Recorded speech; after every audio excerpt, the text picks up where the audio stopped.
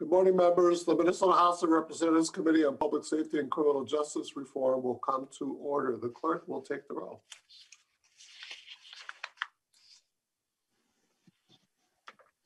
Chair Mariani. Present. Vice Chair Frazier. Present. Representative Johnson. Present. Representative Edelson. Present. Representative Feist. Present. Representative Grossell, excused. Representative Hollins. Representative Hollins. Representative Hewitt. Present. Representative Cleavorn. Present. Representative Long. Representative Long. Representative Lucero. Present. Representative Mueller. Present. Representative Novotny. Present. Representative O'Neill. Present. Representative Pinto. Present. Representative Poston. Representative Poston. Representative Raleigh. Raleigh present. Representative Vang. Here. Representative Zhang. Here. Representative Hollins. Present. Representative Long, excused. Representative Poston. That concludes roll call with 16 ayes, 2 excused. Very well. Members, the quorum is present. This hearing is being conducted remotely on an electronic platform pursuant to Minnesota House Rule 10.01. The public can view the House Rule on our House website. You can also go to our committee page on our House website in order to see instructions on how to view this proceeding via streaming video, as well as instructions on how to participate, sign up and participate for public testimony. Excuse me. Members, first order of business is for us to adopt our minutes, and so I'm wondering if Representative Cleavorn would move adoption of the minutes of February 18th. Mr. Chair, I move the minutes of February 18 be adopted as written. Very well. Representative Cleavorn moves adoption of the minutes of February 18th. Discussion. All in favor of that motion, please say aye. Aye. Aye. Opposed, same sign. Motion prevails, and the minutes of February 18th of this committee are hereby adopted. Members, we have 4 bills up today, and so I'm going to hopefully keep us moving. We're going to begin with House File 952, Representative Richardson, Missing and Murdered African American Women. Representative Richardson, the chair, moves to refer House File 952 to the Committee on Ways and Means. Representative Richardson, your bill is before us. Welcome to the committee. Thank you, Chair Mariani. Would you like me to start with the A2 amendment? Yes, indeed. Representative Richardson, the chair, will move adoption of the author's amendment, the A2 amendment. Discussion. And this simply puts the bill in the shape that you wish it to have before us. Is that correct? Correct. It's purely a technical amendment. Thank you. Thank you, Chair Richardson. Members, all in favor of that motion, please say aye. Aye. Aye. Aye. Opposed, same sign. Motion prevails. And House File 952, as amended, is before us. Representative Richardson. Thank you, Chair Mariani. House File 952 would create a task force on missing and murdered African American women and girls to create a comprehensive picture of the disparities related to violence, homicides, and missing person cases in Minnesota. This task force is patterned after the work of the Missing and Murdered Indigenous Women's Task Force, which now has a comprehensive roadmap to reducing and eliminating violence and helping Indigenous women and girls heal from that violence. There are some disturbing statistics regarding racial and ethnic differences and homicide rates of women. While homicide is one of the leading killers of women from all racial and ethnic backgrounds, Black women face a significantly higher homicide rate than most other racial groups in the United States. A Center for Disease Control study from 2015 found that the overall homicide rate for women to be 2 for every 100,000 women. That rate soared to 4.4 per 100,000 for Black women and 4.3 for Indigenous women.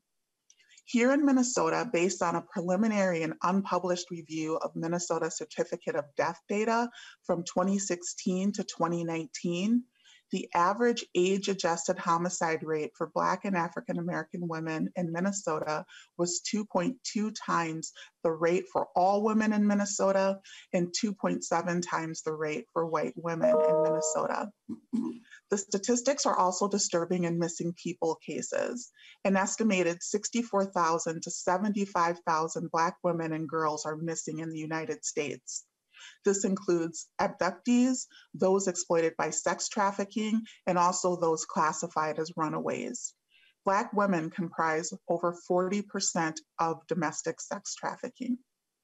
While the disproportionate numbers of missing Black women and girls across the nation is alarming, what is even more alarming is the media coverage and legislation that is lacking when compared with missing white women and girls.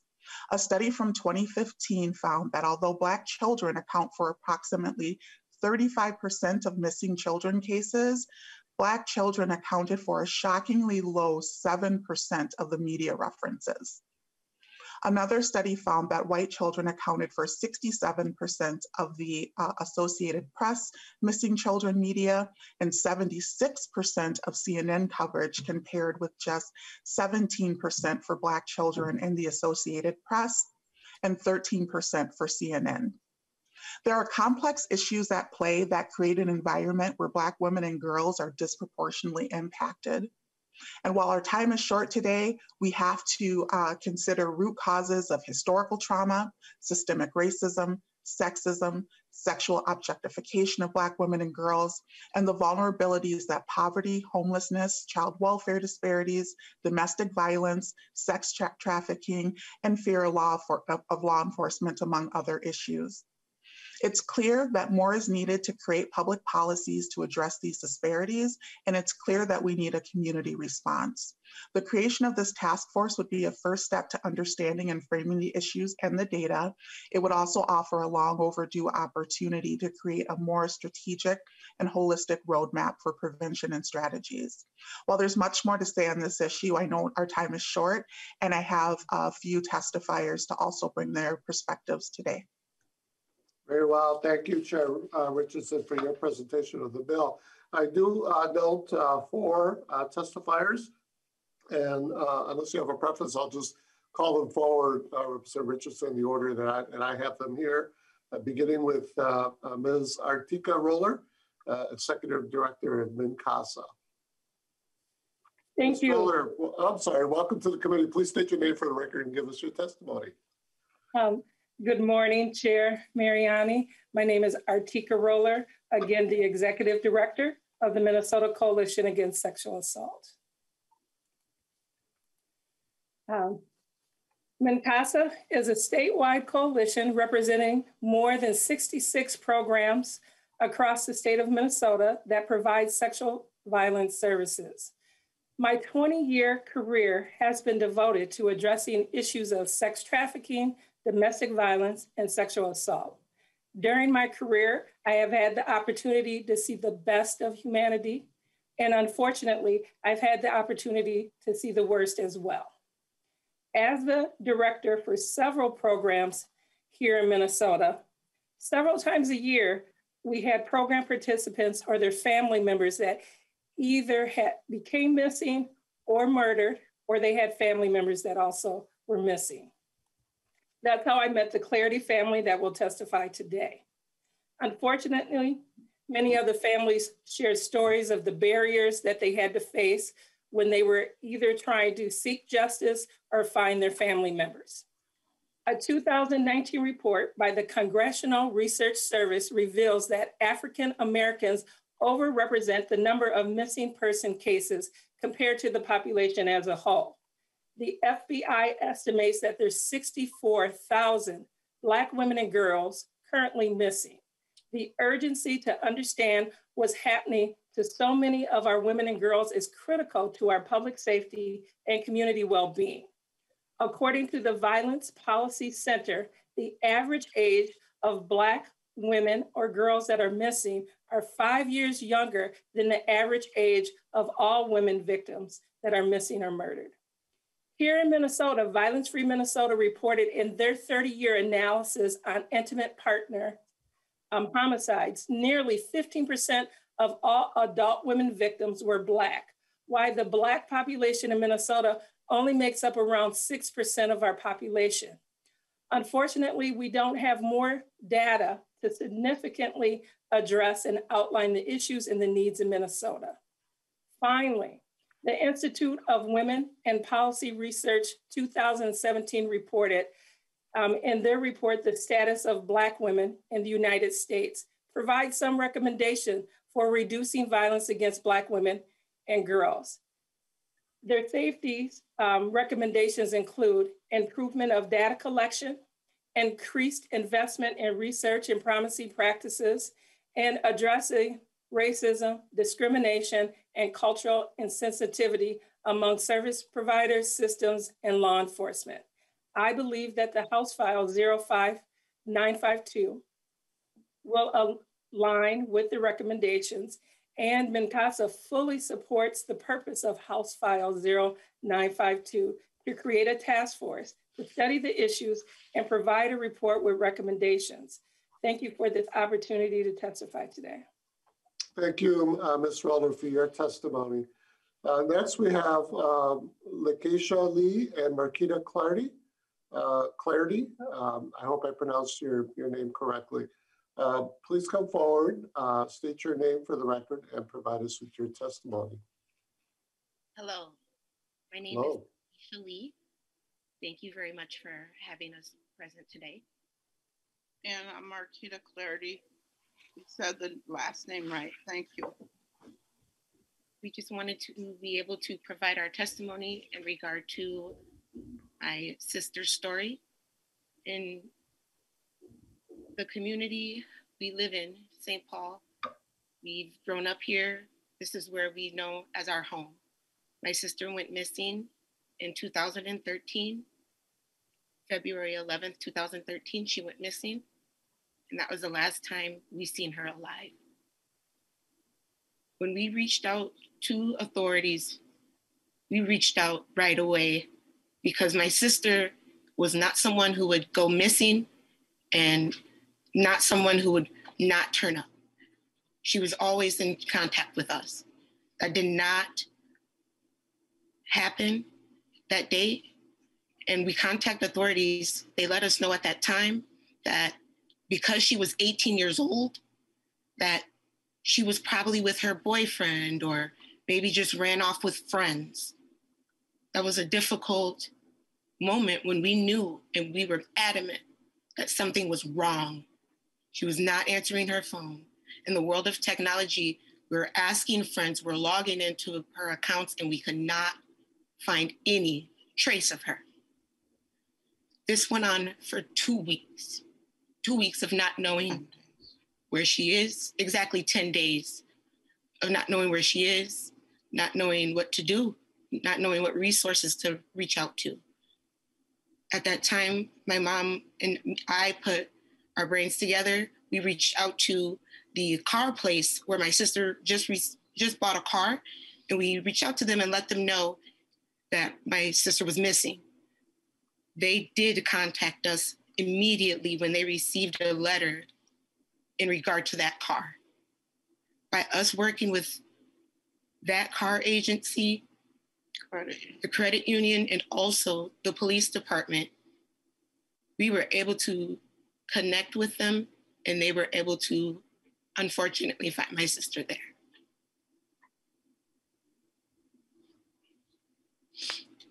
Also, I just want to reiterate the fact that you have to, based on your child and or family member missing, you have to convince the authorities that they're not just gone for the day or gone for the week.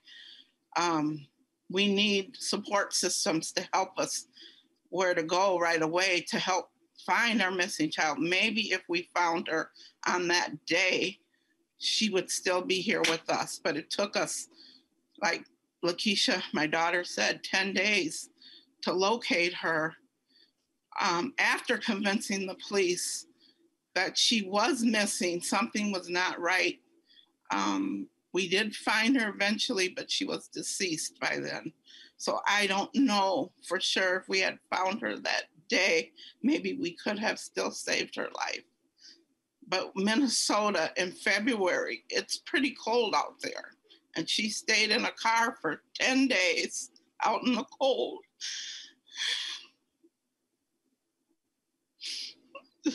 So I'm just asking for support for our legislature to look at this and try to help other young women in our community so this does not happen again with anyone's child. Thank you. This task force would do a lot. Thank you.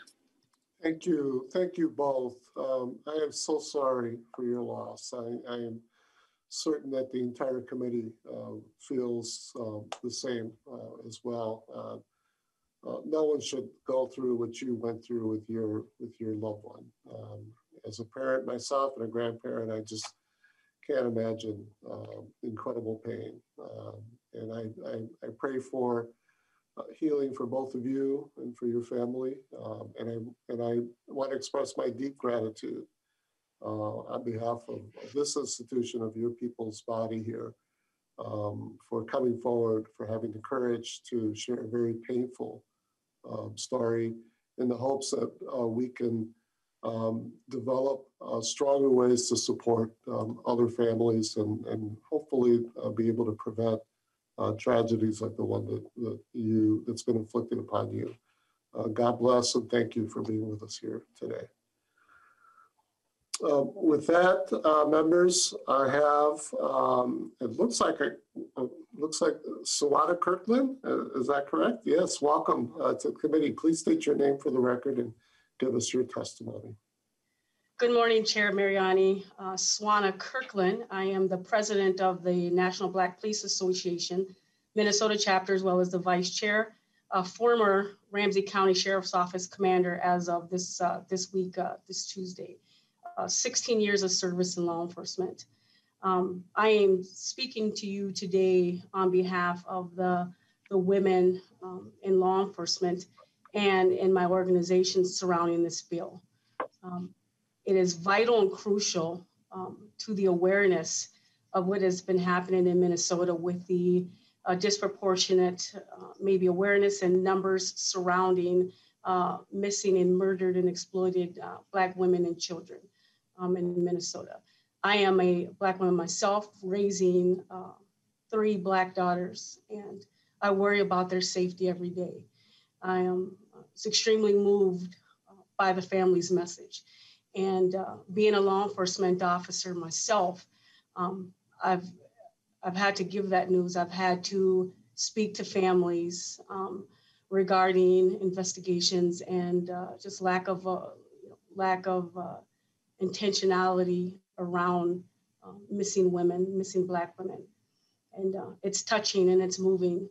And we have to do more surrounding the media attention and not just disguise it as these girls are just running away, or they went off to be with their boyfriends or their friends, or they wanted to hang out, or they had an argument with a family member, to then later be found deceased. And it is troubling.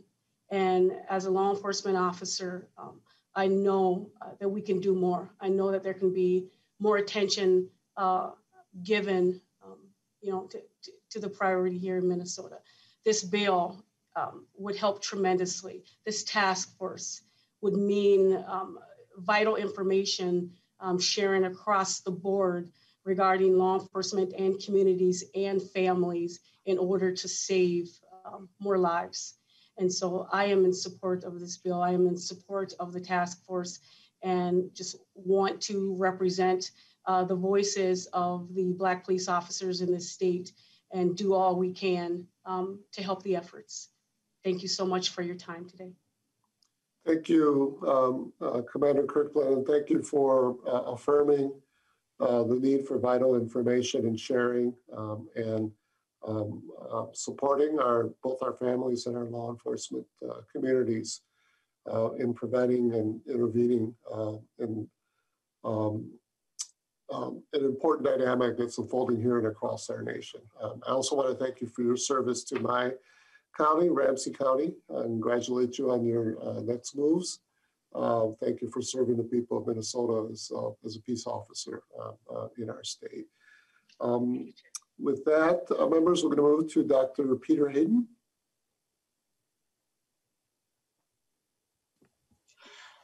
Chair, I think Dr. Hayden was delayed in a meeting. Okay, all right, very well. If we can get him in, we will if he is able to join us. Then there is a public testifier, Ms. Gloria Perez, President and CEO of the Women's Foundation. It's good to have you with us. Ms. Perez, please state your name for the record and give us your testimony. Good morning, Chair Mariani and members of the committee. My name is Gloria Perez, and I am the chair, the president and CEO of the Women's Foundation of Minnesota. For 38 years, the Women's Foundation has conducted the state's leading research on the well-being of women and girls. It has made community grants across the state of Minnesota and advanced policy to create a state where women, girls, and families thrive. As Minnesotans, we take great pride in our state. We are often ranked #1 or #2 in terms of quality of life, educational attainment, and workforce participation. However, this success rate is not true for all Minnesotans. In fact, Minnesota is second worst in the nation for racial disparities. These racial disparities combined with gender disparities are distinctly violent for African American women in our state. That is why this bill to create a task force to investigate the causes of violence against African American women and girls and to identify recommendations for solutions is critical. Since 2010, the Women's Foundation has led the Minnesota Girls Are Not for Sale, a campaign to galvanize resources to end the sex trafficking of Minnesota girls and boys through grant making, research, public education, and convenings of Minnesotans across the state. One piece of research we conducted was mapping the market for sex with trafficked minor girls in Minneapolis, a first of its kind approach to understand how the overall market for juvenile sex trafficking manifests within communities. We focused on Minneapolis, understanding that our findings would have implications for other cities and regions. And here's what we found. Sex trafficked victims tend to be young girls of color from communities characterized by poverty, the majority being African American girls. Why, you may ask? Simply put, we found vulnerability to trafficking is directly linked with economics. According to a recent NAACP report, the typical Black family in the Twin Cities earned about $39,000 in 2017, lower than the median income for African Americans nationally. This earning is less than half as much as the typical white family income of about $82,000. Additionally, in Minnesota, 1/4 of Black households live in poverty, 5 times the poverty rate for white households. And among children under the age of 18, the child poverty rate is 8.5 times higher for Black children. And all of this before the COVID pandemic even happened, which we know has only widened these disparities. Poverty makes African American women and girls more vulnerable to violence. They are targeted if they are living in poverty, unable to meet basic needs, experiencing mental health issues, using drugs or alcohol, and more. A more recent report, our 2020 Status of Women and Girls research conducted with the University of Minnesota, revealed that we could fill Target Field almost 18 times with the number of Minnesota women who have experienced rape, physical violence, or stalking. We can fill Target Fields 18 times. Just think about that for a moment. African American women make up a disproportionate percentage of this staggering number. Not only do African American women experience gender-based violence, they also lose their lives because of it, with Black transgender women experiencing the highest form of fatal violence of all transgender people. Whether it is through intimate partner violence or state-sanctioned violence, Black women are targeted and murdered distinctly. For example, nationally, nearly 250 Black women have been killed by police since 2015. You see, we need to give this issue time, attention, and resources so that we can properly understand this complex, multi-issue problem and create effective solutions. In conclusion, our state's prosperity is interwoven with the safety and well-being of African American women, while Black women continue to lead in Minnesota and the nation by innovating, organizing, and caretaking for their families and communities at large. They are still left behind. We are inspired by our Native brothers and sisters in seeing that it is possible to recognize the distinct acts of violence that communities face and do something about it. As the Women's Foundation of Minnesota, we urge you to pass the Missing and Murdered African American Women's Task Force so we can find solutions for a safer Minnesota. Thank you. Thank you for your testimony, Ms. Perez. And I haven't had a chance to speak to you face to face, but a belated congratulations on your assignment, your new post there, your new duties as president and CEO of the Women's Foundation. Looking forward to continuing working with you. Likewise. Members, so that's what I have for testifiers. Chair Richardson, I'll open this up for a conversation, discussion, and then we'll move to a vote. Representative Pinto. Thank you, Mr. Chair, and thank you to the testifiers for your powerful words. I really appreciate it. I've had a chance to exchange a couple of messages with Ms. Clardy, and I'm really grateful to Representative Richardson for this. And I guess I just want to highlight something for committee members that I was thinking about. I heard the powerful story about Brittany's death. I feel like for some of my colleagues, the phrase Black Lives Matter may be something that some folks have a negative reaction to or feel like it somehow is devaluing other lives. And just as I was listening to that story, I just was thinking, I just hope that we can really center in this conversation now and the rest of our hearing today and in all the work that we're doing, that there are so many ways that our society does not value the lives of our Black and brown members in our society. And that's what this bill is about. We really need to, I guess I just hope if you had, if any of my colleagues or any members of the public watching this, if you had an emotional reaction to what you were hearing, if you're thinking about this, that we can really internalize and can say proudly and without reservation that Black Lives Matter, and that phrase is really important. And I can say, as somebody who has handled sex trafficking cases as a prosecutor, and I know we'll be talking about this later in the hearing, the many ways in which I've been involved in this work, hearing from survivors of what they've seen, and survivors of sex trafficking, white survivors who've talked about their sisters experiencing this, who are Black or brown, and just the horrific treatment that they've received from the people around them. We can see this happening right in this work. And so I just really, I just hope that we can recognize that our society is not valuing people equally. It's critical that we do that.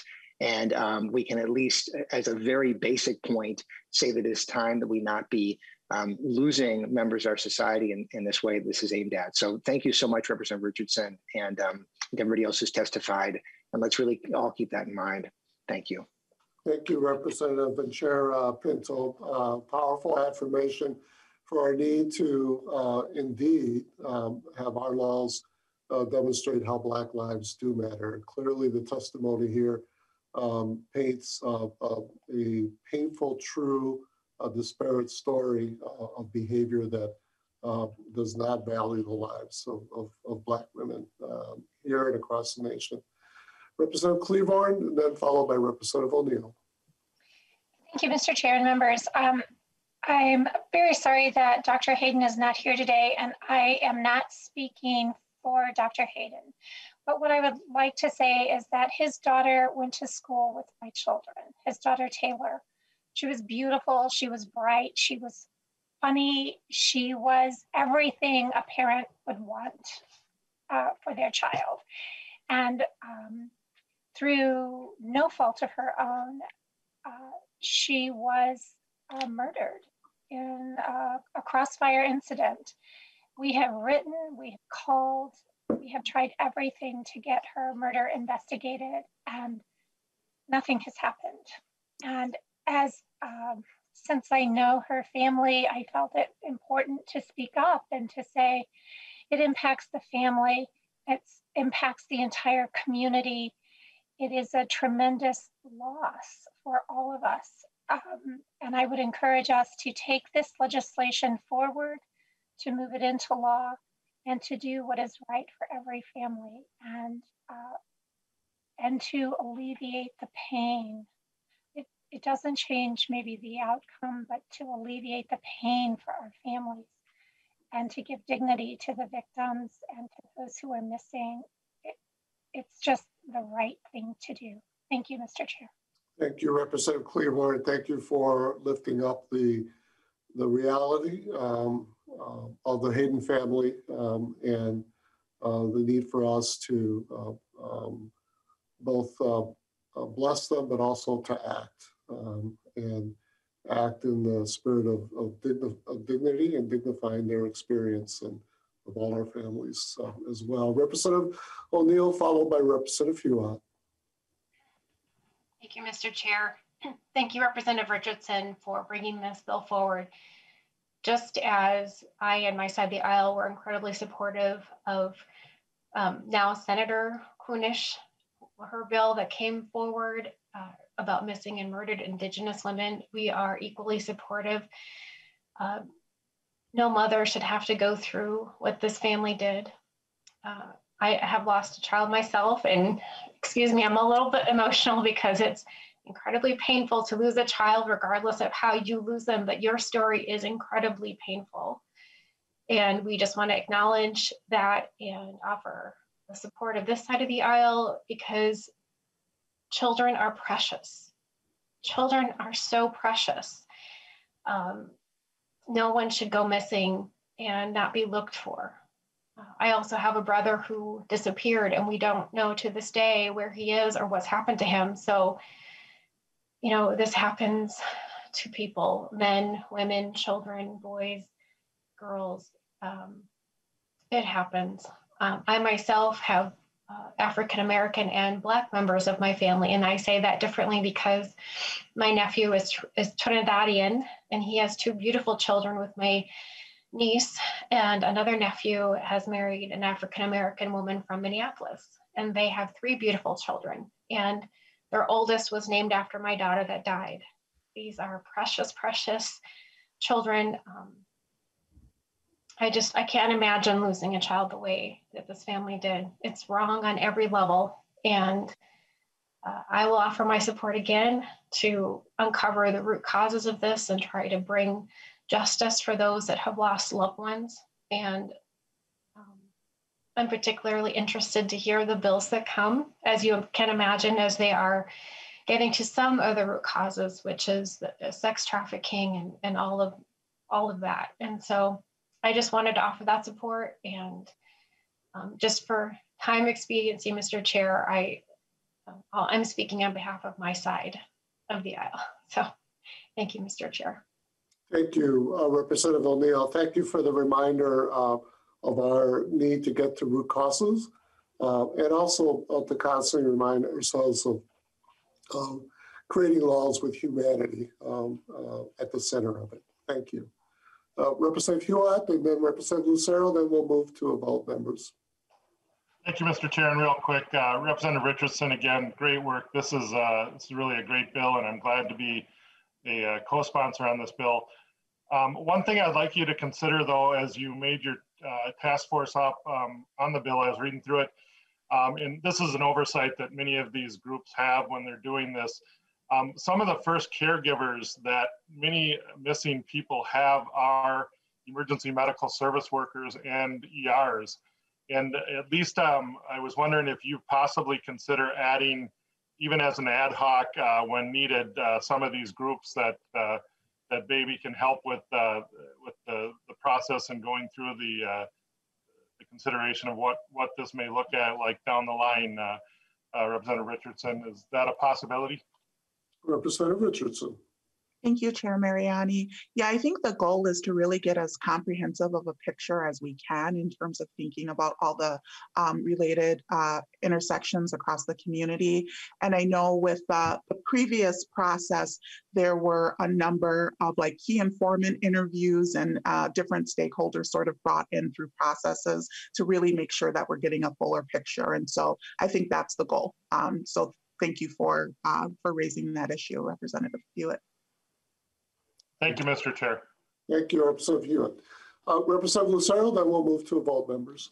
Thank you, Mr. Chair. And I just wanted to reiterate what my colleagues have said in regards to our broken hearts, our prayers with the mothers, the fathers, the family members of anybody who has had the unfortunate tragedy of having this loss as a member of their family. Nobody should have to go through this, regardless of their race, their background. All lives are indeed precious. All lives matter. All lives, all of us are created in the image of God, and we definitely want to value and bring an end to these tragic stories that we continue to hear. I am in particular, I take issue with some of the comments of the members, not the testifiers, but the members on this call, when they say things about institutional racism, or that as somebody with Hispanic myself, we have, our entire family is Black and brown. I categorically reject the notion that has been stated here that our lives don't matter. Brown lives matter. Black lives matter, and any notion that society or any other group doesn't value us equally as the rest of society is something that is categorically false, and I reject. So thank you, Mr. Chair. Thank you, Representative Lucero. A much deeper conversation on this issue is obviously needed, but I do think that the spirit of today's conversation is to be able to focus specifically on Black women in the state of Minnesota. And there's all sorts of both personal anecdotal sharing as well as objective data, not enough data, unfortunately, that tells us that it's important to be able to focus that way and to do so working out of a value system that lifts up the inherent dignity of Black women in our society. Representative Richardson, Chair Richardson, I'll give you the last few seconds and then we're going to move to a vote. Thank you, Chair Mariani. I will just close with that. I think that it is important that our systems live up to the promise that we hear all the time around equality. And equality means that when people who look like myself or who look like Miss Lee and Miss Clarity are calling out for help, that they get an equal response. That's simply what we're looking for. And I do want to say thank you to Miss Lee and Miss Clarity for being willing to share your stories, and Ms. Roller and Ms. Perez as well. I think Ms. Kirkland had to leave the call. And I also just want to thank MDH and DPS for all of the work that they have done to try to pull together some information, knowing that there still is a lot of work to do. And I just ask for support. Thank you, Chair. Thank you, Chair Richardson. Thank you for bringing us this bill. The Chair renews his motion then that House File 952 as amended be referred to the Committee on Ways and Means. The clerk will take the roll. Chair Mariani. Aye. Chair Mariani, aye. Vice Chair Frazier. Aye. Vice Chair Frazier, aye. Representative Johnson, Aye. Representative Johnson, aye. Representative Edelson, Aye.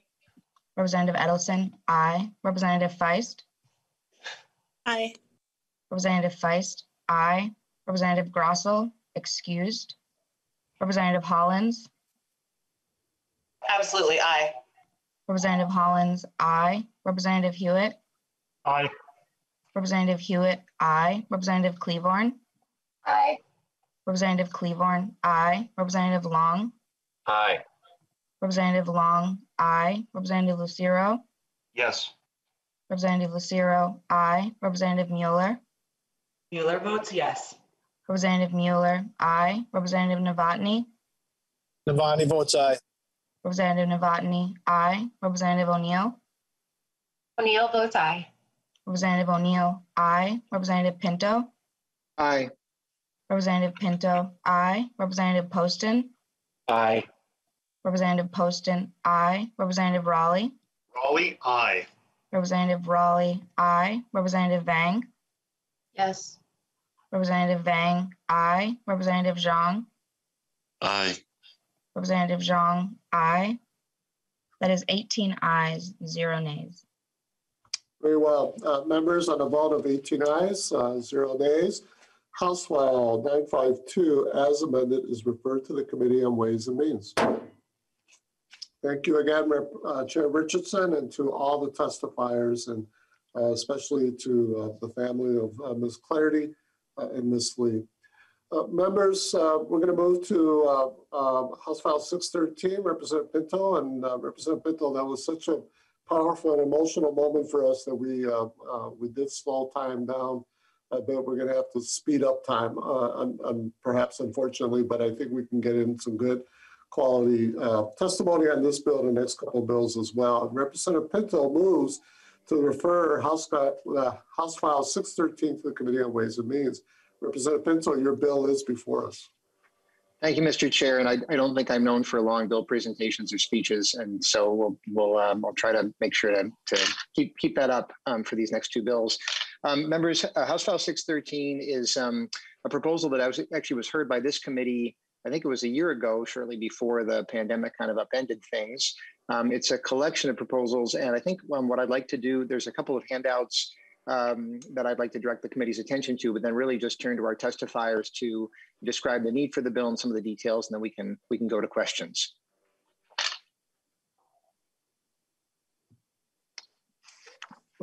With your permission, Mr. Chair. Very well. I'm sorry. Are we hearing that? Oh, I'm sorry, Mr. Chair. I was following your directive to be so quick that I went out front of you. So, Mr. Chair, what I was saying is that I'm directing the committee's attention to a couple of handouts describing the bill, but really thought we could just move straight to testifiers to describe the need and the details. Indeed. Thank you. The chair is the one who's slowing everything down here. Very well. We have Janelle Kendall from Stearns County. If you can come forward and give us your name for the record and provide us your testimony, we'd appreciate it. Thank you, Mr. Chair, and thank you to Representative Cano for bringing this bill forward and for your work as a pioneer in this field. Representative Pinto in his day job as a prosecutor actually tried some of the first cases, and we have modeled much of our work after what he has to say. I also have here today with me Chief Dave Ventrude of the Waite Park Police Department, who is actually the person who came forward with the local task force and put this together from the beginning. And I have Ole Tweeten, the chief of the criminal division in the Stearns County Attorney's Office with me today. With the chair's assent, may we have Chief Ventrude actually start our presentation. Very well. Welcome, Chief Ventrude, to the committee. Please state your name for the record and give us your testimony. Thank you, Chair Mariani and members of the committee. I appreciate the opportunity. I will keep things as brief as I can. Dave Ventrude, I am police chief for the city of Waite Park. And my perspective on this is dealing with human trafficking, mostly sex trafficking over the last 10 years. I would say the first 7 years was more mutual aid, multi-jurisdictional in nature, and doing it kind of part-time as cases developed. With support and funding from a state grant, we have been formally organized as a trafficking task force in central Minnesota. Our main contributors or participants is the Wade Park Police Department, the St. Cloud Police Department, the Stearns County Sheriff's Office, Janelle Kendall's office, the Stearns County Attorney's Office, our local sexual assault center, as well as Terabith Refuge. And so we have a very strong collaboration here. My career between St. Cloud PD and now Wade Park has been 30 years in central Minnesota. So I've seen this problem of human trafficking emerge kind of from the front row. And it's been sad to see in many ways, but I am very gratified as to the collaborative nature of the work that we've been doing up in this area. In the course of that work, we have seen, again, a lot of good things going on. And I guess I would suffice it to say, if I was to look at what we're proposing and what we're asking you to consider, if you look at this as kind of a crime triangle, what we're proposing is addressing some legislative changes. Given the history of our work really over the last 10 years, we've identified some things that we think will help in our fight against human trafficking. That the triangle being that we're looking at some sanctions and consequences that impact those who engage in trafficking. We also think we have some proposals that will impact the demand side of the human trafficking problem. And we also believe we are bringing forward some solid recommendations that will impact the victim side, both adult and adolescent victims of human trafficking. So with that context, I will turn it back to Janelle to talk more specifically about what we're proposing and why. Thank you, Chief Benchard, and thank you so much for the work that you've committed your heart and soul and the resources of your police community there to vitally, vitally important. Thank you. Ms. Kendall. Thank you, Mr. Chair. Janelle Kendall, I'm the Stearns County Attorney.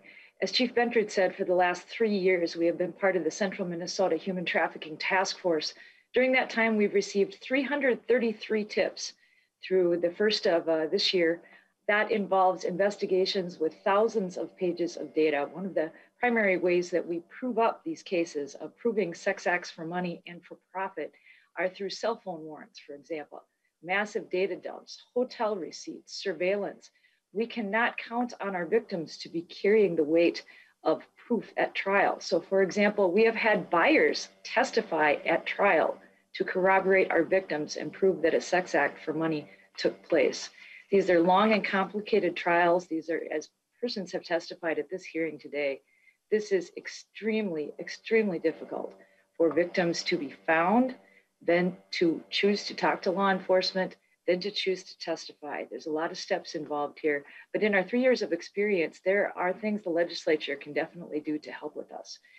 We've had 25 traffickers charged in that 3-year period, 10 persons charged for soliciting children, and 80 buyers convicted just since the task force began. We did have numbers coming into that, and that was when we came to the legislature and asked for the intentional targeted approach that Chief Benchard talked about. We have a multidisciplinary team and approach to this. We have a data analyst to go through all those cell phone dumps, the Facebook pages, the instant messaging, a management level prosecutor, a case coordinator, and 2 full-time investigators. But it's not just about law enforcement and prosecution. We have legal aid lawyers at the table. We have Terabith Refuge, one of the few adult shelters in the state of Minnesota. We have our sexual assault center. We have our healthcare system, CentraCare, along with our child advocacy center and an entire mental health team assigned specifically to work with these victims. When the COVID slowed down our buyer stings, we turned our attention to massage parlor ordinances. St. Cloud and Wade Park had 11 massage parlors show up in about a 6-month period. And I tell you what, when you get the health inspectors on a team that knows what we know about trafficking and starts to pay attention to this from a civil regulatory, what's going on in that business. I don't know if there's one of them left. Obviously, if the massage parlor is legitimate, awesome. But if it's a front for sex trafficking, we needed to know that, and we did find that to be true. So based on our experience, we have 3 areas of concern to submit to the legislature. Many of these trafficking laws were created 40 years ago, before everything was done by text and by email and instant messaging and Snapchat. So in the 3 areas, as Chief Ventrud notes, we have 3 different focuses. First, let's talk about the traffickers. We have a Minnesota law that defines certain offenses as violent crimes. There's literally a specific list from the legislature saying, if you do this specific crime, for example, robbery, high-level drug sales, repeated assaults, that has a specific designation that if you keep doing those violent crimes and keep getting convicted of those, we can actually ask for a higher sentence than the Minnesota sentencing guidelines would suggest for that offense. And we have found that over half of the traffickers that we're working on here have criminal histories as long as your arm and would qualify for that. And we literally can't get the sentences up to where they should be because sex trafficking isn't considered a violent crime. So very simple fix for the legislature to add sex trafficking offenses to the list that count as violent crimes for that sentencing enhancement. And again, over half the traffickers charged so far in Stearns County have criminal history scores of on average 6, but from 4 to 10. And that means they've been repeatedly charged, convicted, sentenced, space, do it again, space, 4 to 10 times on violent crimes. So this is the type of offender that we are most likely seeing. So we ask that you add sex trafficking to the list of violent crimes. And at the same time, we've also found that we're getting statutory max sentences on these guys. We could actually get more if those people were considered violent criminals and if we can increase the statutory maximum. We have had a 25-year statutory maximum case. Representative Pinto has the dubious privilege of having seen people that were even worse than that.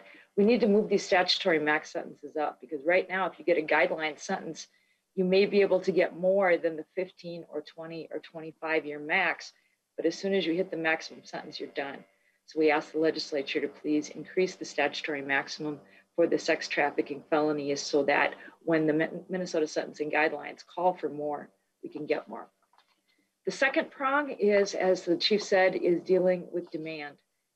As originally written, when we talked about sex buyers in Minnesota, and this is how the law stands today, that if the arrangement to buy sex is made in a public place versus a private place, in a public place, it's a gross misdemeanor, but in a private place, it's a misdemeanor. Basically looking at trying to take trafficking off the streets versus eliminate it from the globe. So what we are seeing right now is that the Minnesota Court of Appeals got a case out of Candy, Ojai County, where the deal to buy sex had been made through texting and through cell phones. And not surprisingly, the Minnesota Court of Appeals said, well, that's a private place, so that can only be a misdemeanor. Since this arrangement wasn't made in a public place, but in the private place of someone's cell phone, that's just a misdemeanor. Let's fix that, please. Sex buying should be gross misdemeanor across the board. It doesn't matter to the victim where it is that this arrangement was made. Now that we know what we know about sex trafficking and the prevalence of this activity, we respectfully request that the legislature make those gross misdemeanors across the board. And additionally, and this created a lot of discussion with this group last year, we've caught some people multiple times. Right now, those might be multiple misdemeanors, maybe multiple gross misdemeanors. We ask the legislature to create a sentencing provision whereby if a person is caught and convicted more than once in 10 years, that we can treat that person as a felon. And there's increased ability to monitor those people. There are just more things that we can do with a felony level sentence on repeat sex buyers. Along those same lines, solicitation of children, where we have gotten to solicitation, we can't prove that there was actual conduct and that there was an actual assault, but we know for a fact and can prove beyond a reasonable doubt that persons are soliciting children.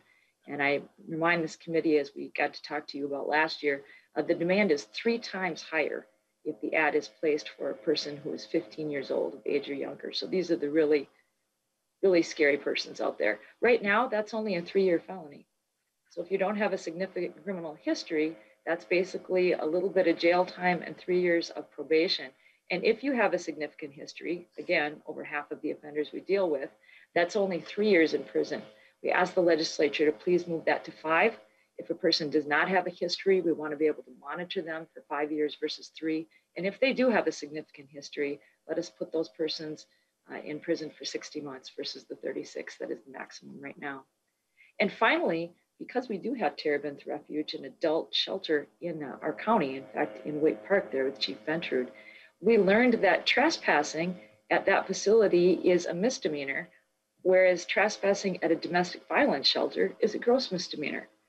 We came across that because we had it happen and realized that there's a specific designation for just those domestic violence shelters. We would ask that the legislature make that consistent and make it likewise a gross misdemeanor offense to harass or appear at or cause these kind of problems at trafficking victim shelters as well as DV shelters. We do have the support of the Minnesota County Attorneys Association on this bill. We have spent a lot of time with the Washington County Attorney's Office and the Ramsey County Attorney's Office, sharing and gaining expertise together. We do have a strong statewide situation that I know another of Representative Pinto's bills is designed to address. Once you really start to dig in and see the reality of these cases on a daily basis, we come back to the legislature to ask your assistance in these specific areas. And I'm sure this won't be the last you'll hear of us, but this is what we have identified that we can specifically ask the legislature for at this time. Very well, thank you, Ms. Kendall. A lot there, and a lot of learning that's happened as a result of the work that you're all doing collaboratively, that suggests offers to us a way for us to modernize our laws in order to meet the realities on the streets and close out those huge gaps that allow constant violators to violate. Representative, we do have 2 other testifiers. The clock is ticking. And so let me just ask if they're still testifying, if they can be as brief as possible. We have Oli Tvedden. I'm going to learn how to pronounce this name, and Carolyn Palmer. And so Mr. Tvedden from Stearns County Attorney's Office. Thank you, Mr. Chair. I'm Oli Tweeden, the Chief of the Criminal Division. We're happy to answer any questions. I see representatives with their hands raised, so I'd like to just cede my time now and be back if you have any questions. Very well, thank you so much. And it's Tvedden? Correct, thank you. All right, very well, thank you, sir. And then Carolyn Palmer? Thank you, Mr. Chair and members of the committee. My name is Caroline Palmer, and I am the Safe Harbor Director at the Minnesota Department of Health in the Injury and Violence Prevention section. Thank you so much, Representative Pinto, for introducing this bill and for your longstanding leadership in the response to human trafficking in our state. I'm here to inform the committee briefly about Safe Harbor's work.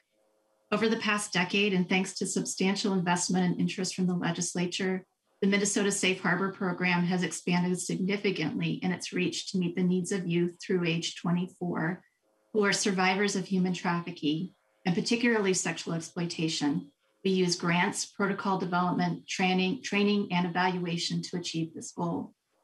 Over 700 youth have been served over the past 2 years, a number we expect to rise as our grantees complete their data inputs for this time period. According to research by the University of Minnesota School of Nursing, where they are analyzing Minnesota student survey data, at least 5,000 youth in the state from all regions have experienced some form of sexual exploitation. So the work of Safe Harbor's grantees in partnership with the criminal justice and child welfare systems is critical to meeting the health and safety needs of young people. I will be adding information to some of the other bills on the agenda today as well. For the present bill, I would just like to address in particular the section about trespassing on shelter property where trafficking victims are housed. Last summer, a Safe Harbor shelter program had an individual who over the course of 3 days checked the building doors to attempt to gain access to a victim resident who he had exploited.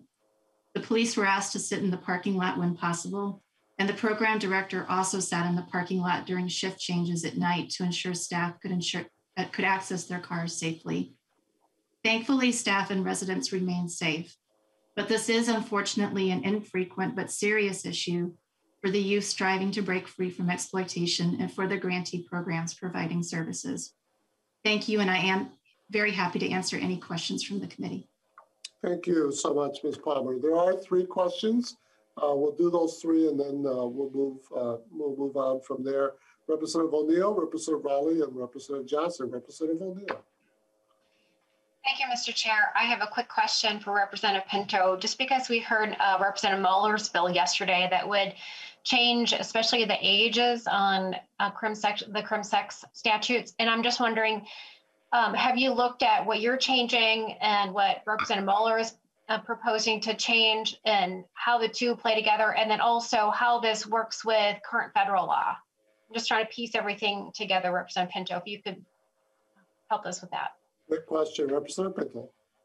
Thank you, Mr. Chair, and thank you, Representative O'Neill. Great questions. I might actually, so I guess I'll note that the County Attorneys Association has endorsed both the proposals we heard yesterday and then this proposal today, and so it should be that they work together well. But I might actually just see if one of our, although I am a prosecutor, as you know, I'm part-time these days because I'm working with you and everybody else. So I might actually turn to the full-time experts to see if they could weigh in on your questions. Ms. Kendall, perhaps? Yeah. Mr. Chair, Ole Tweeden again. Representative O'Neill, I'll try and answer the question as best I can in terms of the federal law component. It would not change the ability or capacity for us to prosecute cases federally. There are certain parameters in the federal law that you have to meet to prove up a sex trafficking case that are not required in Minnesota. This wouldn't necessarily change the amount of federal or state cases you have. They do work hand in hand, and with task forces around the state, we are in constant communication on cases that may have some federal legs to them. As to if the question is related to the other components of the federal law, including the state law, including demand, we don't see many federal prosecutions on the demand side, and I don't know that there are any. This just ties together that what we're seeing in phones, in communications, in meeting with Johns, that if you've done this once, you should have known it was wrong at first, but if you do it again, you need a stiffer consequence. And so that would be probably the maximum sentence you could find would be those felonies for the Johns if they repeat it twice in 10 years. I hope that answers your question. Thank you, Mr. Tweeden. Representative O'Neill? Yes, I was just wondering if Representative Pinto sees any, I mean, obviously there's correlation between Representative Mueller's bill yesterday and his bill today, and maybe they work really well together. I'm wondering if he has any thoughts about that, and then I'm done. Very well. Representative Pinto. Thank you, Mr. Chair, and thank you, Representative O'Neill. I needed sort of a minute to have my brain catch up here, and I think it finally has. So I believe that the answer is that the bill yesterday really focused, it's interesting, sexual exploitation, sex trafficking have the word sex, and there's crime in it, of course, it is a crime, but in a way, the statutes are somewhat separate from one another, and I believe that the bill we heard yesterday really focuses on the CSC, or criminal sexual conduct statutes, and this is really focusing on the prostitution and sex trafficking statutes. And they are next to one another. There's a connection. I will point out as a prosecutor that I actually think of sex trafficking exploitation as sometimes looking a lot more like domestic violence and sexual violence if you had to choose. There's a lot to unpack on that. We can get into it. But in any case, so I don't see that there's a conflict. The main thing is that there was a revamp of the CSC statutes that we heard yesterday, and that's terrific. At some point, we will need probably a revamping of the prostitution and sex trafficking statutes. There's a lot to discuss about that. You and I have talked, I think, offline, Representative O'Neill, about some people desiring to make some really substantial changes there. So at some point, we'll have to do that. But this is really making changes to those statutes, and I don't see a conflict between the two at all. Great questions. So much work for us to do. Representative Raleigh. Chair, line 1.14 of this bill says in the conviction side that a conviction by any court in Minnesota or another jurisdiction, and then later on 3.27, it says that there is this is new language inserted, whoever violates provisions, and it goes forward and says within 10 years is guilty of a felony. And I would like to ask the author, how does that vehicle work to bring in other jurisdictions? I mean, does this make it, can we bring in federal cases like somebody was convicted in Iowa and then it brings it into Minnesota? Will that help us to give a stiffer penalty by going to a felony? Thank you, Mr. Chair. Representative Pinto. Thank you, Mr. Chair and Representative Raleigh. So, right, so if you look at line 3.28, as you pointed out, the references to the term conviction, so within 10 years of a previous conviction. And that applies in Minnesota law, but that word conviction has this special meaning that, as you pointed out, it's actually a meaning that isn't changed under this bill. And under current law, the term conviction means a conviction in Minnesota or any other jurisdiction. So if it's in Iowa, if it's in federal court in Iowa, which is actually even a different jurisdiction than state court in Iowa.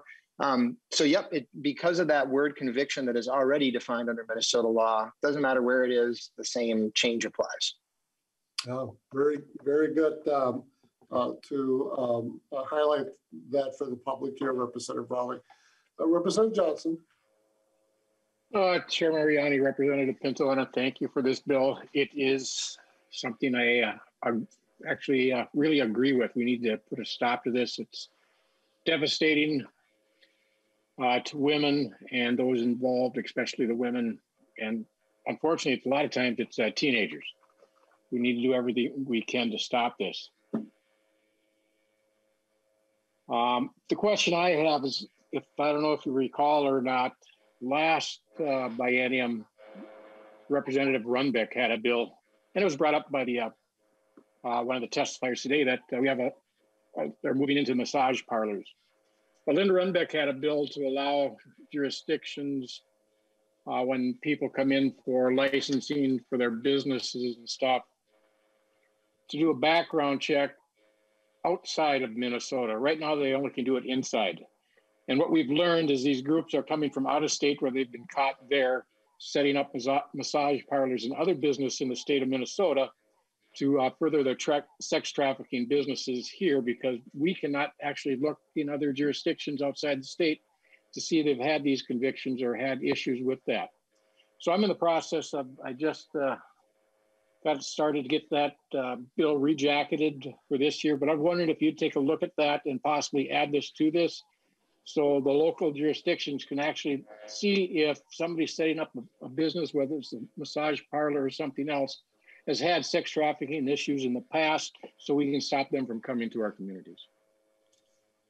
Representative Pinto. Thank you, Mr. Chair. Representative Johnson, I'm very happy to talk with you about that. I should and potentially include that. I will note that very often folks in the massage business may not have had that prior conviction. So it's certainly, we should certainly look at that. I guess I would urge you in turn to look at House File 1275. I would love to have you as a co-author, which would provide for licensing of individual massage therapists, individuals doing this. As I've been working for years with a number of task forces trying to figure out what to do about this, and it seems to be the best approach to address the issue of massage therapists. County Attorney Kendall made references that there's more that we can do under current law, but I really do think we need licensure. So I'd urge you in turn to take a look at House File 1275, but very happy to talk with you about the Runbeck proposal and see what we can do. Very well. Thank you, Representative Pinto. Thank you, Representative Johnson. Members, good, strong conversation. Representative Pinto, your motion will be to lay this over. So we'll consider it in our omnibus finance bill. I do want all who are tuning in and participating to know that that is not by any means the end of this bill. This conversation will certainly continue. I particularly want to thank the trafficking task force in central Minnesota. It's not the first time that we've heard from these good public servants. And I just, the work that you're doing is just so incredibly valuable, for our state, not only in terms of your direct intervention, in the lives of people in your part of the state, but also in terms of how it informs us, for modifying, adjusting, modernizing our legal statutory approaches to ending this horrible crime. So thank you so much for all of you for being with us here today. Representative Pinto, the chair will lay over House File 613. And And then Representative Pinto, you have the next bill, so don't go away. House File 946, Representative Pinto moves to refer House File 946 to the Committee on Ways and Means. Representative Pinto, your bill is before us. Thank you, Mr. Chair. Members, I might direct your attention to a handout that was referenced by Ms. Palmer on the last bill. It's called Safe Harbor Handout for House File 946. And it kind of puts in one colorful piece of paper many of the efforts that our states have put together to address sexual exploitation and trafficking. As I think has come up previously, I've been really very deeply involved in that work for many years from a lot of different angles on this sheet and beyond. But if you think about it, what we have, this bill, House File 946, brings a couple pieces together. There are grants that we initiated in 2015 to support the investigation of sex trafficking. I believe, I'm almost certain that the Central Minnesota Human Trafficking Task Force is receiving one of those grants. I can see County Attorney Kendall nodding, but there are others as well. So, and I've referenced this in the past, there's about $1 million in grants going out around the state to investigate human trafficking. And then on the flip side, we have a really robust system of shelters and supports and a child protection response with a coordinator in the Department of Health in the form of Ms. Palmer, who you heard from before. And also there's a coordinator in the Department of Human Services to address the issue of child protection, child welfare. Members, House File 946 would create a similar coordinator in the Department of Public Safety and the Office of Justice Programs. There is such a similar person in that role to oversee our state's drug and gun investigation task forces. Remember, I mentioned previously, we've heard testimony that we spend 4 times as much, about $4 million per year on that. And so what House File 946 with an amendment that'll be coming would do is to increase funding for those task forces, for the sex trafficking investigation task forces, but then have a coordinator to work with Ms. Palmer, with the coordinator in the Department of Human Services to oversee the work, not the investigations, day-to-day investigations, but rather our state's response from a public safety and criminal justice perspective. And that's the purpose of House File 946. I believe that Ms. Palmer might be the testifier that I have. And Mr. Chair, I might suggest, if it's okay with you, that we hear from the testifier and maybe there's an amendment and then a secondary amendment. It may be helpful for members to sort of fully understand the bill before we get to those amendments. I think it's wise advice, Representative. So why don't we hear from Ms. Palmer? Please come forward, state your name for the record again, and give us your testimony. Mr. Chair, members of the committee, my name is Caroline Palmer, and I am the Safe Harbor Director at the Minnesota Department of Health in the Injury and Violence Prevention section. Thank you again, Representative Pinto, for introducing this bill, and I just have a few brief comments to add. Safe Harbor is statutorily based at the Minnesota Department of Health and partners extensively with the Department of Human Services Office of Economic Opportunity, as well as the Child Welfare Divisions. We also partner quite a bit with the Human Trafficking Investigations Task Force at the Bureau of Criminal Apprehension and the Office of Justice Programs in the Department of Public Safety. In addition, Safe Harbor provides support for the Tribes United Against Sex Trafficking, or TRUST, multi-jurisdictional task force. A statewide sex trafficking investigation coordinator would collaborate with our multi-agency team and provide assistance to the existing Human Trafficking Investigations Task Force. I anticipate that this position will enhance and increase efficiencies in the state's current support system by coordinating training, technical assistance, and protocol development. We would work together in the same manner that we currently work with the BCA and DHS to further expand the multidisciplinary and multi-jurisdictional response of the state. The response to human trafficking in our state is broad and varied, and we are fortunate that the legislature has been so supportive in terms of building a robust response, including building the capacity of law enforcement to handle these very complex cases in partnership with prosecution, child welfare, and victim advocacy. Thank you, and I'm very happy to answer any questions for the committee. Thank you, Ms. Palmer. Thank you for your work with Representative Pinto and also with the Department of Health in this area of safe harbor work. With that, members, we do have a couple of amendments. And so Representative Pinto, well, actually, let me just stop very quickly to see, before we get into the amendments, if there's any quick questions or observations from committee members, particularly with Ms. Palmer. and I trust you'll be here. So if you need time to think about those, I'll give the members the time to do that as well. All right, with that, Representative Pinto, you have a A2 amendment, is that correct? I do, Mr. Chair, and I would, with your permission, I would move that amendment and then just provide a bit of explanation. Very well. Representative Pinto moves the A2 amendment. Representative Pinto. Thank you, Mr. Chair. And I know often with an author's amendment, we don't talk about it too much, but I think it'd be useful just for folks to be really clear that the purpose of House File 946 in the first place was to have this new coordinator position take on a number of responsibilities, as you'll see in the bill. One of those responsibilities is to be in charge of training relating to human trafficking and community awareness as well. This is a piece that when we created the grants in 2015, it was just mentioned as being something the grants would go for investigation, and we did toss in the word providing training as well. But under the bill, the idea would be to have the coordinator do this, and that way the folks that were giving grants out to do investigations could focus on actually doing the investigations. To be clear, this is about the delivery of training to other agencies and not regarding the training for those grant recipients. In any case, what the A2 amendment does is that it makes clear then that the grants being received by the task forces will be focused on investigation rather than delivering training, because that's now the coordinator's job. And it also would add a blank appropriation to the investigation grants. We want to boost that as much as we can, whatever, of course, the committee's target and the committee's decision allows. So that is the purpose of the A2 amendment. Okay, very well. And then Representative Pinto, there is an amendment to the author's amendment. I have it coded as the A3 amendment. And so I'll pause to see if anyone is going to offer the A3 amendment. Chair Mariani, that was my amendment. Very well. I did talk with Representative Pinto this morning about this. I wanted to do it last night, but by the time I got home from everything with session, it was almost 11 o'clock. So I didn't want to wake him up. And I know he's been busy. You're a very kind colleague, Representative Johnson.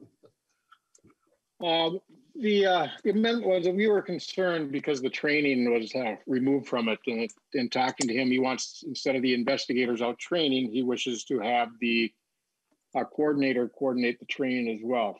Occasionally, I can see investigators will be there to help with the training, because I think it's important that those who are actually doing the work train people, but get them more investigating and less focused on the training, and let the coordinator handle that, which I also think is a good thing.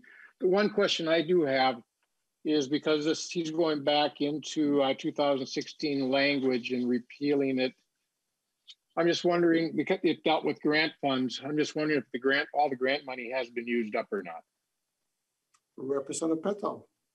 Thank you, Mr. Chair. I believe in talking with Mr. Walls, our fiscal analyst, that it's, I mean, the short answer to Representative Johnson's question is that yes, the grant funding is used up each year. So the 2016 funding was used up, but this is session law from 2016, which I guess is still governing a portion of the grant funding. So it's $1 million total, but it's, Chair Cornish gave $250,000 back in 2015, and that $250,000 is still governed by the language from then, I guess, from 2016. And then the remainder is governed by the next session law. So it's not that that's when the money was appropriated. It's just that's when the language that applies to it passed. Okay, I understand that. I understand. I just wanted to get that clarified. So I will not be offering the amendment. Okay, very well. Thank you, Representative Johnson. With that, members, we have the author's amendment, the A2 amendment before us. Any further discussion? All right. If not, then Representative Johnson, I think we can do a voice vote on this. Is that okay with you? That is fine with me. Very well. All in favor of the A2 amendment, please say aye. Aye. Aye. Aye. Opposed, same sign. Motion prevails, and House File 946 is adopted, or rather amended with the A2 amendment. Members, discussion on the bill as amended? All right. Well, Representative Pinto, final words. We're going to be laying this over as well as we move forward with constructing our omnibus bill with hopefully with this vitally important provision in it. Representative. Thank you, Mr. Chair. And I'll just note, members, that if we can take this step, I think it'll be a real positive one to continue to knit together our state's response to this issue. So thank you so much. All right. Thank you, Representative Pinto. Thank you for your work on this. And thank you, Ms. Palmer, for being with us today on this and other issues. With that, the chair then lays over House File 946. All right. And then our final bill, members, is from Representative Mueller, House File 698. Representative Mueller moves to refer House File 698 to the Committee on Ways and Means. I'm really excited to have you presenting your first bill in our committee, Representative Mueller. Your bill is before us. Actually, Mr. Chair, thank you and members. This is my first bill ever to present in committee. So thank you for being here with that. According to the Safe Harbor Protocol Handbook, sex trafficking is a form of sexual exploitation in which a third party is involved in exploitation, whether by profiting from or by example, recruiting, transporting, or advertising the person exploited. Victims of trafficking often have difficulty leaving their situation because those who are exploited often they exploit their victims through methods of control. And while it is comfortable to think that this is a problem in another place or another time or another country, the truth is that no place is left untouched by these horrific crimes. Matter of fact, a couple of years ago in the town of Austin, where I live, police rescued some sex trafficking victims from a massage parlor that was right on Main Street in my town of Austin. In the 2019 Office of Justice Programs Human Trafficking Report, it included statistical data from the Minnesota Statistical Analysis Center. They surveyed 422 police departments and county sheriff offices. From the 349 agencies that responded, they learned that 77% are trained to identify and respond to human sex trafficking. However, in spite of training, only 60% reported an ability to confidently explain human sex trafficking issues. 48% said they could properly investigate human sex trafficking. 37% had confidence in identifying victims. 28% have had designated units or groups of officers for human sex trafficking, and only 17% of the respondents have formal human sex trafficking protocols and policies. This bill, House File 698, requires the Post Board to develop model policy on human sex trafficking investigations and requires every law enforcement agency in the state to adopt the same or substantially similar policy. The bill provides flexibility for local agencies to adopt the model policy to fit their local communities, but it also provides assistance to the local police agencies as they are creating and implementing the policy. The model policy is to be developed in consultation with the Bureau of Criminal Apprehension, Human Trafficking Investigation Task Force, representative of other sex trafficking task forces, prosecutors, and Minnesota victims advocacy groups. Representative O'Neill authored this bill last biennium and was heard in the Public Safety Committee and laid over for possible consideration in an omnibus bill. Then COVID-19 hit, and many good policies initiatives fell by the wayside, such as this one. This bill builds upon the work that Representative O'Neill and this committee did last biennium and helps assure that cases of sex trafficking are identified and investigated properly. The fiscal note came back on the bill, came back as zero. The Post Board said it could absorb any costs associated with developing a model policy on sex trafficking investigation. The Public Safety Committee has been hearing a number of bills related to sexual assaults and sex trafficking this week. House File 698 is another important bill to add for our consideration. I would like to turn it over, Mr. Chair, to my testifier, Caroline Palmer, who you've heard several times today, is the Safe Harbor Director with the Minnesota Department of Health Violence Prevention Program Unit. Thank you, Representative Mueller. Well done for first bill presentation. With that, Caroline Palmer, if you can come forward, state your name for the record again, and give us your testimony. Thank you, Mr. Chair, members of the committee. Again, my name is Caroline Palmer, and I'm the Safe Harbor Director at the Minnesota Department of Health in the Injury and Violence Prevention section. Thank you so much, Representative Mueller, for introducing this bill, and I'm honored to be the first testifier on one of your first bills. I also want to thank Representative O'Neill. I testified with her last year and appreciate all of her work on this issue. Human trafficking investigations are among the most challenging, as you've heard today, and require significant resources. It is important for law enforcement agencies to have policies in place to respond, and that those policies are revisited and updated regularly. Through Safe Harbor, for example, we have funded 6 community-based protocol development teams, and the law enforcement response is not only integrated into the team's work, but also leads local agencies to develop policies to enhance their response and build collaboration in their communities. They use a victim-centered lens, which is echoed in this bill language, and utilize guidance from the Safe Harbor Protocol guidelines that were released in 2017 and recently updated in 2020. The bill effectively responds to the ongoing need for education in a highly complex area of law enforcement investigations. When Safe Harbor first started 6 years ago, the Ramsey County Attorney's Office led trainings for over 2,000 officers in the state, and the BCA now holds an annual conference. And while training is important and needs to continue, a comprehensive policy will also provide further guidance, as well as some standardized responses. It will also help law enforcement agencies coordinate with one another. That is really the ultimate goal of Safe Harbor, that collaboration is encouraged within and across disciplines.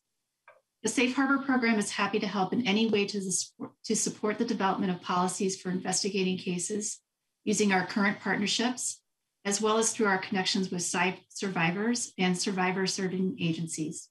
Thank you, and I'm happy to answer any questions. Thank you, Ms. Palmer. Members, questions? Representative Pinto. Thank you, Mr. Chair. I had a lengthy conversation with Representative Mueller about this the other day, and thank you for her interest in this. And she had talked about her own experiences in different places, both in our country and around the world. And so I really appreciate your interest in this.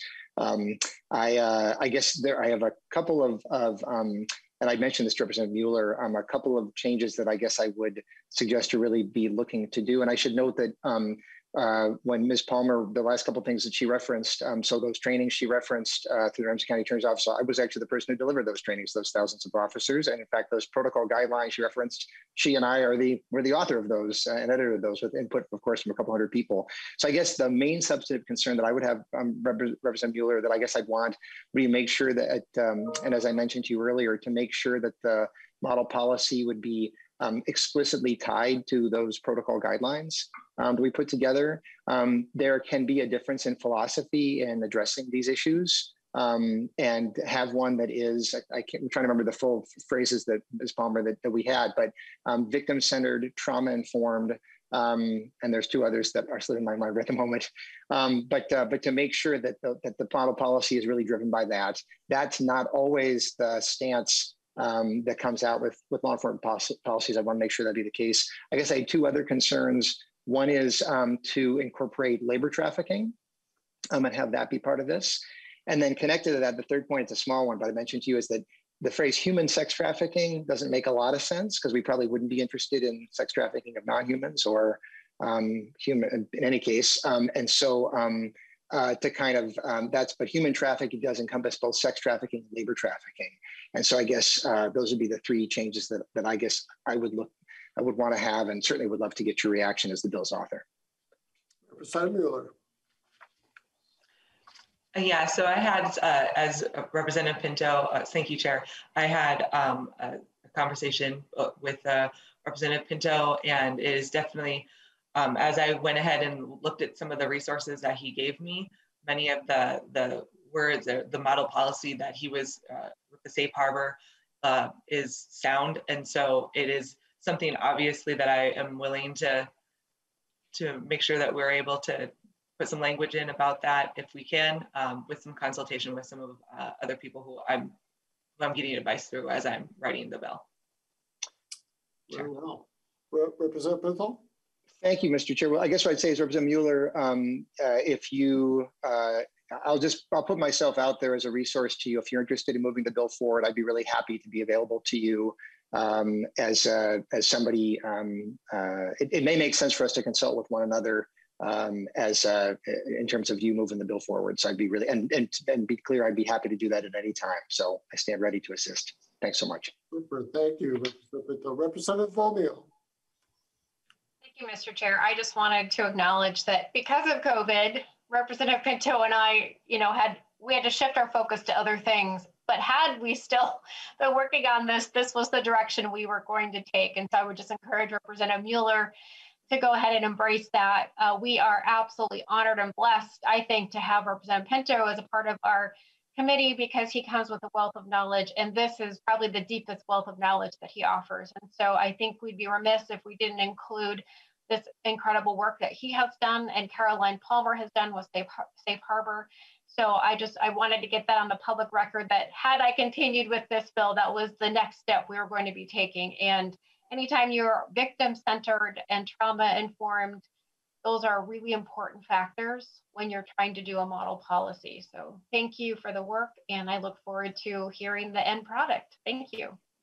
Thank you, Representative O'Neill. We are blessed in this committee to have a number of colleagues, frankly, on both sides of the aisle that are both super well prepared for this work in terms of experience on the ground, and also in terms of many years of doing some really good legislating.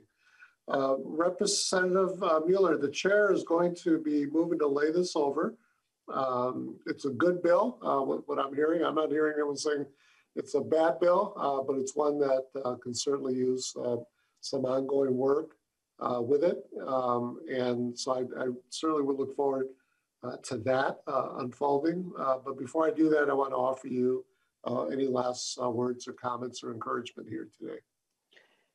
Thank you, Chair and members, for listening to this, and a special thank you to Representative O'Neill and Representative Pinto, who have definitely encouraged me as I've been going through this process for the first time. And thank you to my testifier, Ms. Palmer, who has come to give her expertise as well. So members and Chair, I thank you for listening to this bill, and I look forward to seeing how we can use this to make sure that we eradicate sex trafficking as much as possible.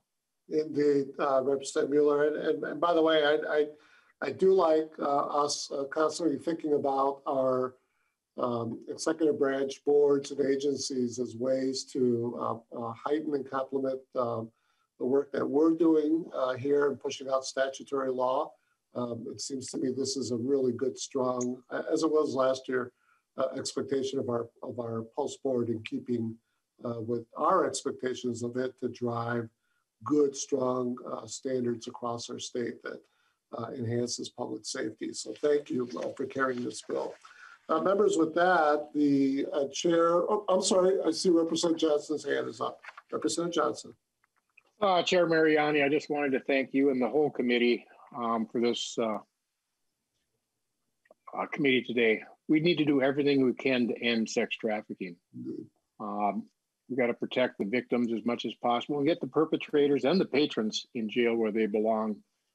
Because not only it's a bad reflection on our society, it's very harmful as well. And so we do everything we can to protect the law-abiding citizens as well. Thank you, Representative Johnson. I concur. Members, with that, the chair will lay over House File 698 for possible inclusion in our omnibus bill. Thank you again, Representative Mueller and Ms. Palmer.